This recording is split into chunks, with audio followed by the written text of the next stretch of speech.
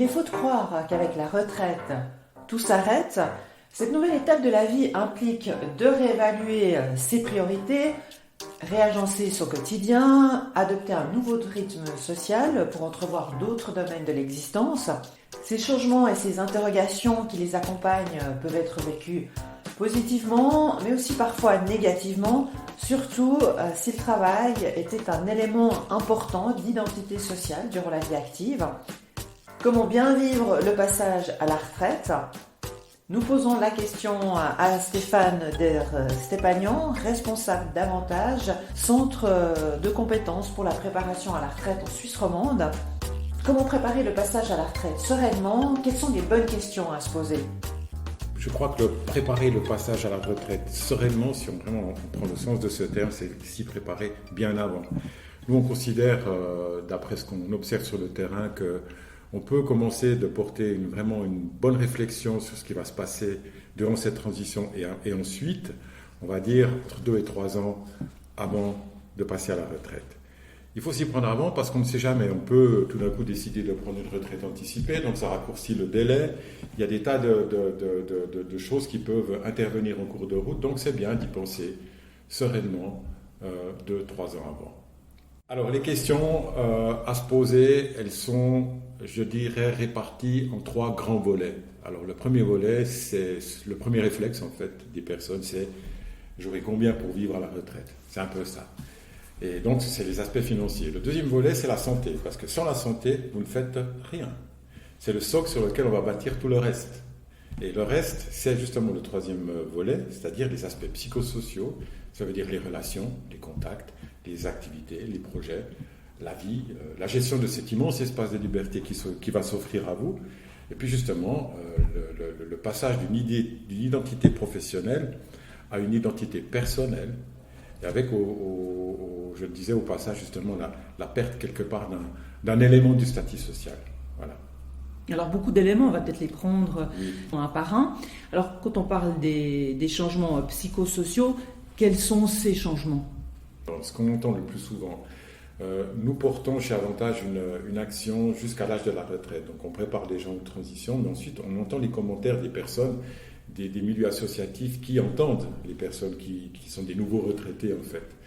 Et ce qu'on observe, c'est que le premier sentiment qui occupe les nouveaux retraités, c'est qu'est-ce que je fais de mon temps ? Et là, on touche vraiment une thématique importante qui est les projets et les activités. Puis ensuite, ils font face à l'érosion des contacts. Parce qu'avec le temps, les contacts ont tendance plutôt à s'amenuiser.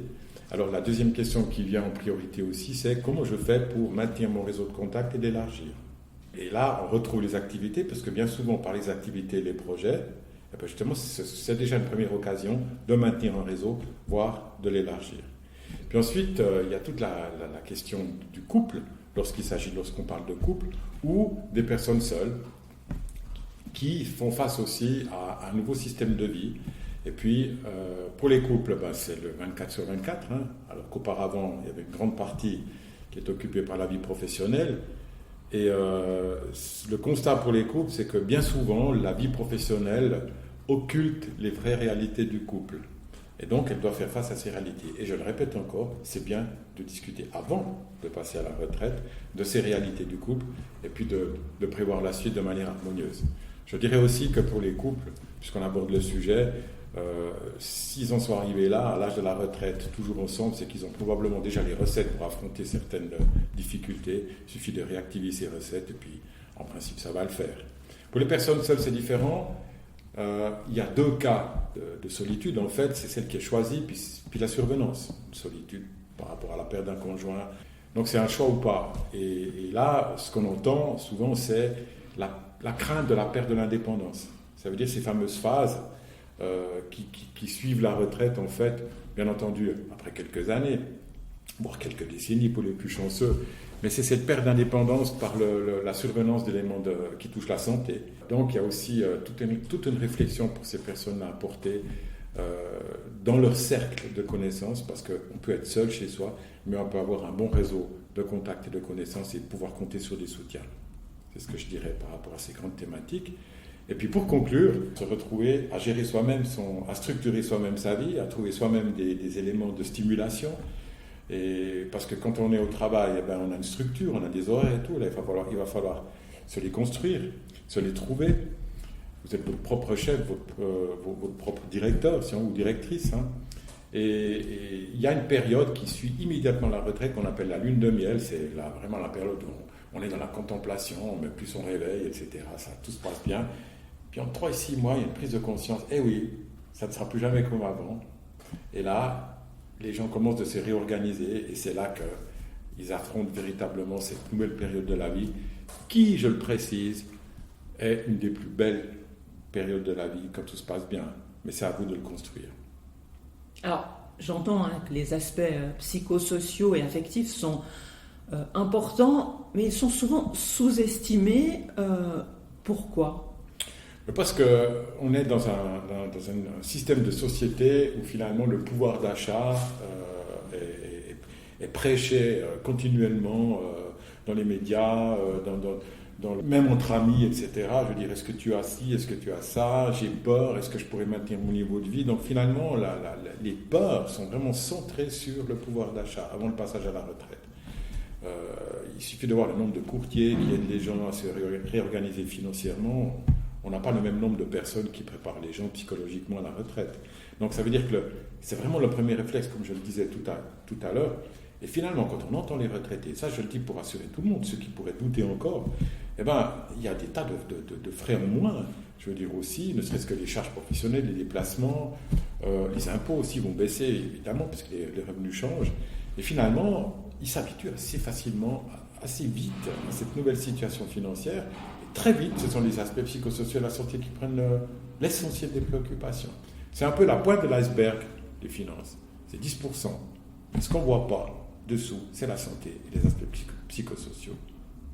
Alors pour certaines personnes, avoir du temps libre est une source d'angoisse, vous l'avez dit. Comment accepter sereinement ce changement de rythme ?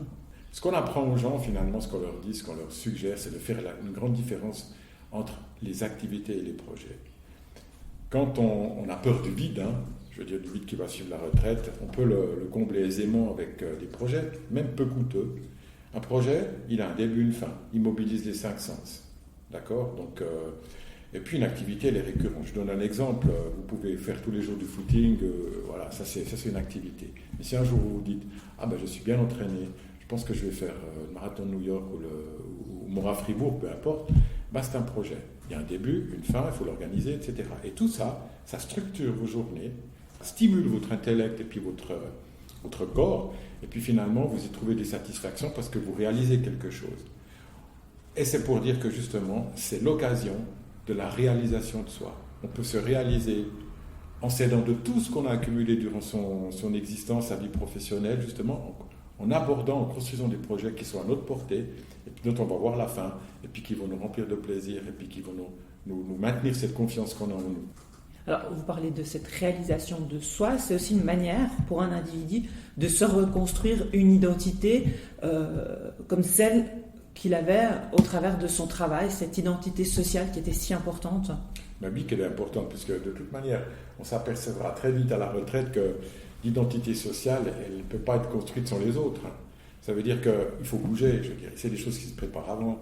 Il y a de nombreuses manières de construire une nouvelle identité. C'est en voyageant, en faisant partie de société, en bâtissant un projet, en participant même à un projet.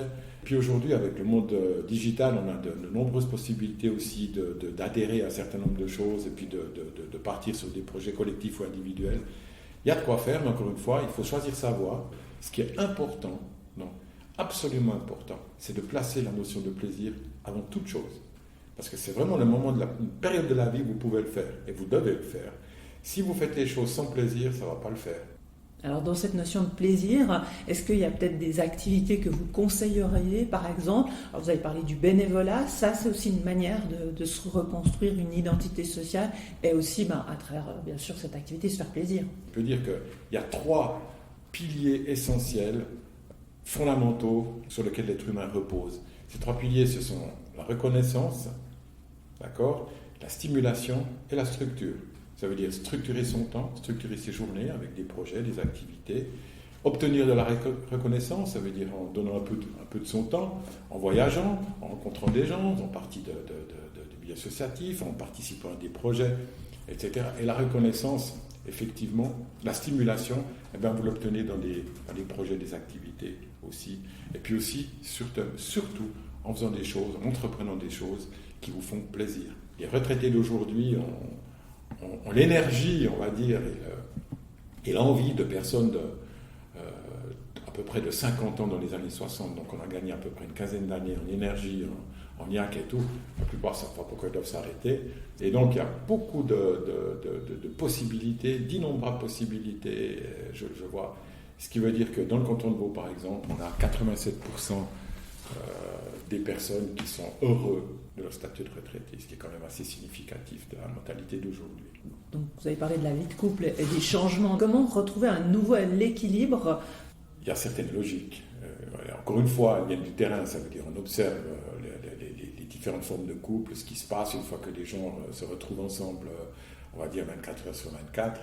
Alors, ce qui fonctionne le mieux, en fait, c'est vraiment avoir chacun ses activités, mais partager un certain nombre de choses ensemble. Si vous prenez deux cercles, vous les faites se croiser, il y a une petite zone centrale où les choses sont communes, où on partage des choses, où on fait des choses ensemble, on a des projets communs, mais il y a aussi une grande part qui appartient à chacun, avec chacun le réseau et tout. Tout ça, c'est bâti sur la confiance et c'est ce qui fonctionne le mieux. C'est vraiment, on va dire, presque 80% des couples qu'on voit fonctionnent selon ce modèle et ça se passe plutôt bien. Mais encore une fois, ça se prépare. Et il faut se rappeler qu'on arrive très rarement les deux en même temps à la retraite. Ça veut dire que bien souvent, une des deux personnes de couple y est avant. Et quand l'autre lui dit fièrement chérie, dans un mois, je vais être avec toi toute la journée, c'est pas forcément un sourire qui est reçu. Parce que justement, on n'en a pas vraiment discuté. Il y a tellement de questions à poser, je ne peux pas faire une liste, mais elles sont nombreuses. Et je vous dirais que la plupart du temps, ça se passe plutôt bien. Alors Avantage propose aux entreprises des séminaires et formations pour aider le personnel à maintenir leur employabilité et bien préparer leur retraite. Vers quel âge est-il bien de commencer à y réfléchir ? En 35 ans.